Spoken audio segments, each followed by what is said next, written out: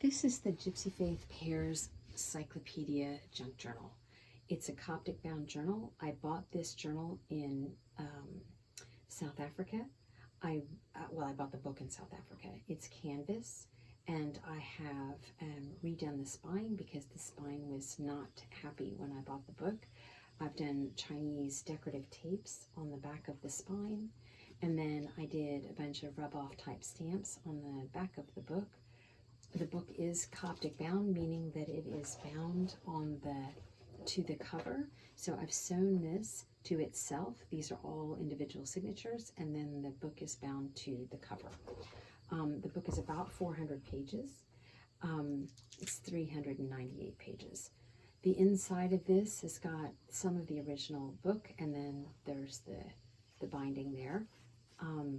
And then this is a piece of the original manuscript that I overlaid with a piece of my art. This is an Uncle Sam victory postcard that I overlaid on a piece of this book. This is an original piece of ephemera that is going to come with the book. This is part of an old maid playing a card set, and the little girl on here says Flying Lizzie. It's really sweet. I lived in Shanghai for a long time, and a lot of these pieces are from Shanghai, China. So you'll see a lot of the retail bags that I used in the construction of this book are from Shanghai.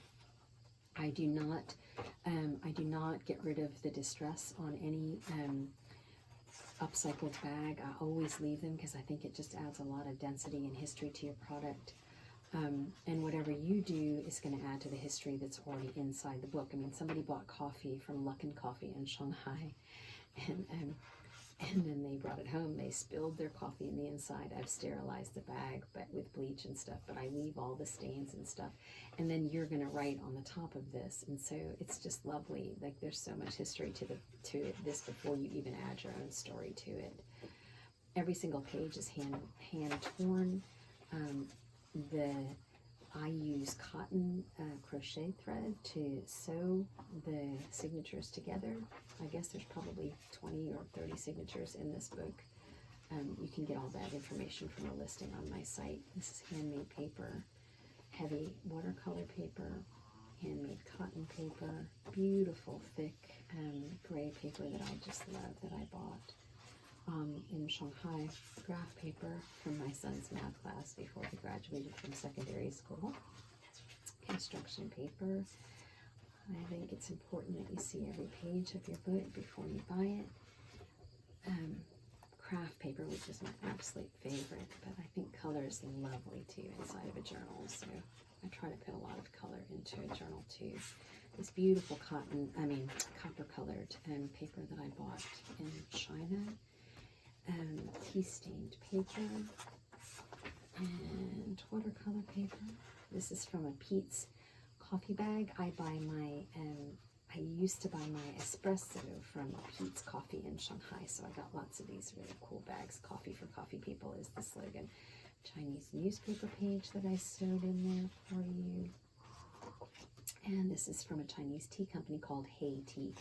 And they're so busy on the weekends, you cannot imagine how many people go in there and drink Hey Tea. I've never even had Hey Tea, but I used to go and swipe all the used retail bags from that place when I was downtown and nearby to a Hey Tea.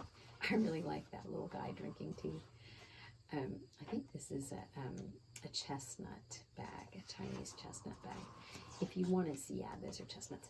You want to see the inside. If you want to understand what this says in Mandarin, just use a photo translator on your phone, and you can aim it at the picture and the characters, and you'll see what it said. This is from an original. This is an original page of the manuscript of this book that I sewed back in for you, and that's the Pears ad, and then the Pears advertisement is here, and then you've got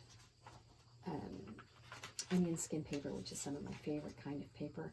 This is actually will lie very flat for you. I don't want to make it do that in the video, but if it's yours, you can push it down and it'll lie completely flat for you to do your work. You won't be fighting with the binding like you do in a case-bound book.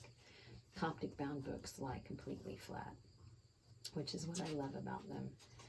And me being an avid journaler, I love a book that cooperates with me when I'm doing my work inside of it. This is lovely thick paper. and tea-stained graph paper, and more. And this is a Starbucks bag from Shanghai, and a doily that I sewed in for you. And then there's this adorable Chinese retail bag here, and some gold retail bags. And this is from a Chinese bank. It had cash in it.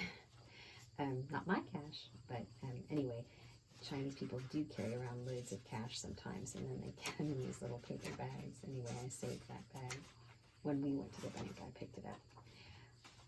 And I love this bag. This is I need the distress because I think it's so much prettier when it's organic like that, but I think that's such a pretty bag. And this is from a place called Tomatillos in downtown Shanghai that has lovely tapas, but these images on these pages are fantastic. And it's not a bag, it's a placemat that they put at your setting. And whenever I go there with my friends, I usually take a bunch of placemats home with me from the table where we are, because I just love their placemats.